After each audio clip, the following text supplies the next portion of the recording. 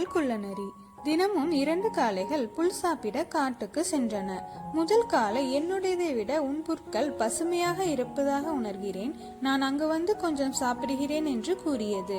அதற்கு இல்லை என்றான் அவனது தோழர். இந்த பதிலை கேட்டு கோபமடைந்த முதல் காளை மற்ற காளையை உதைத்தது. ஆச்சரியமடைந்த மற்ற காளை கோபத்துடன் திருப்பி அடித்தது. சிறிது நேரத்திற்கு அவர்கள் கடுமையாக சண்டையிட்டனர். எங்கும் ரத்தம் வழிந்தது. அவ்வழியாக சென்ற ஒரு குள்ளநரி சண்டையை கண்டது. ரத்தத்தை பார்த்ததும் வாயில் தண்ணீர் வடிந்ததால் சண்டையிடும் காளைகளுக்கு இடையே மெதுவாக புகுந்து ரத்தத்தை நக்க ஆரம்பித்தது. நக்கும்போது தன்னை சுற்றி என்ன நடக்கிறது என்பது தெரியாமல் போனது. அப்போது திடீரென சமன்பாடு இழந்த காளை ஒன்று குள்ளநரி மீது விழுந்தது. இதில் குள்ளநரி சம்பவ இடத்திலேயே இறந்தது. நீதி: வருந்துவதை விட பாதுகாப்பாக இருப்பதே மேல். ஒரு நாயின் கதை. ஒரு பயங்கரமான பஞ்சம் தேசத்தை தாக்கியது. ஒரு நாய் உணவு மற்றும் தண்ணீரை தேடி ஒரு புதிய இடத்திற்கு செல்ல முடிவு செய்தது. நடந்து நடந்து கடைசியில் ஒரு புதிய இடத்தை அடைந்தது. அங்கு ஒரு திறந்த வீட்டிற்குள் நுழைந்து தன் இஷ்டத்திற்கு சாப்பிட்டது. ஆனால் அது செல்லும் போது சில நாய்கள் துரத்தி சென்று ஒரு காலில் கடித்துள்ளது. தினமும் கடித்து கிடப்பதை விட என் நிலத்திற்கு திரும்பி நிம்மதியாக வாழ்வதே மேல் என்று நாய் முடிவு செய்யும் வரை இது நாளுக்கு நாள் தொடர்ந்தது. இதனால் நாய் வீடு திரும்பியது. அவர் திரும்பிய செய்தியறிந்த அவரது நண்பர்கள் மற்றும் உறவினர்கள் அவரை சந்திக்க வந்தனர். அவர்கள் புதிய நிலத்தை பற்றி கேட்டனர். அதற்கு நாய், புதிய நிலத்தில் சாப்பிட நிறைய இருக்கிறது, ஆனால் நம் சொந்த பழங்குடியினர் நம்மை அங்கே கொல்ல முயற்சிக்கிறார்கள் என்று சோகமாக பதிலளித்தது. நீதி: புல் எப்போதும் மறுபுறம் பச்சையாக இருக்காது. ஆந்தை மற்றும் காகம். ஒரு காட்டில் பறவைகள் தங்கள் அரசன் மீது அதிருப்தி அடைந்ததால் புதிய தலைவரை தேர்ந்தெடுக்க ஒன்று கூடின.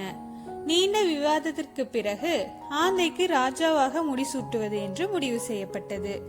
முடிசூட்டு விழாவிற்கான ஏற்பாடுகள் நடந்து கொண்டிருந்த போது காகம் ஒன்று ஆந்தை கேட்காதவாறு தாழ்ந்த குரலில் பேசியது. பகலில் பார்வையற்றவர் ராஜாவாக இருக்க தகுதியற்றவர் என்று கூறியது. அவரது கருத்தை முழு அமைதியுடன் அனைவரும் சிந்தித்து பின்னர் முடிசூட்டு விழாவை ரத்து செய்தன. பறவைகள் ஒவ்வொன்றாக பறந்து சென்றன. ஆந்தையால் பார்க்க முடியவில்லை. சங்கடமாக உணர்ந்தது.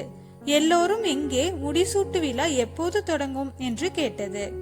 பறவைகள் நடந்ததை கூற ஆந்தை கோபமடைந்தது. அன்று முதல் காகங்களும் ஆந்தைகளும் பகைவர்கள். நீதி: நாம் மற்றவர்களை பற்றி தவறாக பேசக்கூடாது. முட்டாள் கழுதை. ஒரு காயம்பட்ட சிங்கராஜாவும் அவனது மந்திரி நரியும் பசியுடன் இருந்தனர். ஒரு நாள் சிங்கம் நரியிடம் தனக்கு இரையை கொண்டு வர சொன்னது. நரி ஒரு கழுதை மேய்ந்து கொண்டிருந்ததை கண்டு, எனக்கு ஒரு இடம் தெரியும், அங்கு உனக்கு நிறைய பச்சை புல் கிடைக்கும் என்று கூறியது. கழுதை மகிழ்ச்சியுடன் என்னை அங்கு அழைத்துச் செல்லுங்கள் என்று பதிலளித்தது. அப்போது இரவு நேரம் ஆனது. நரி சிங்கத்தின் குகைக்கு கழுதையை அழைத்து சென்றது. சிங்கம் கழுதை மீது பாய்ந்தது. பயந்து போன கழுதை ஓடி போனது. ஆனால் நரி அது ஒரு பெண் கழுதைதான் என்று நம்ப வைத்தது. முட்டாள் கழுதை மீண்டும் நரியை பின்தொடர்ந்தது. இந்த நேரத்தில் சிங்கம் கழுதையை கொன்று சாப்பிட்டது. நீதி: மற்றவர்களை எளிதில் நம்பாதீர்கள். இயற்கை எதிரிகள். ஒரு நாள் ஒரு வேட்டைக்காரன் ஒரு பொறியை வைத்தான். பூனை ஒன்று அதில் பிடிபட்டது. அதை பார்த்த எலி மகிழ்ச்சியில் பூனையை சுற்றி பாடி நடனமாடியது. ஆனால் எலியின் செயல்கள் ஆந்தையையும் முங்கூசையும் எழுப்பியது.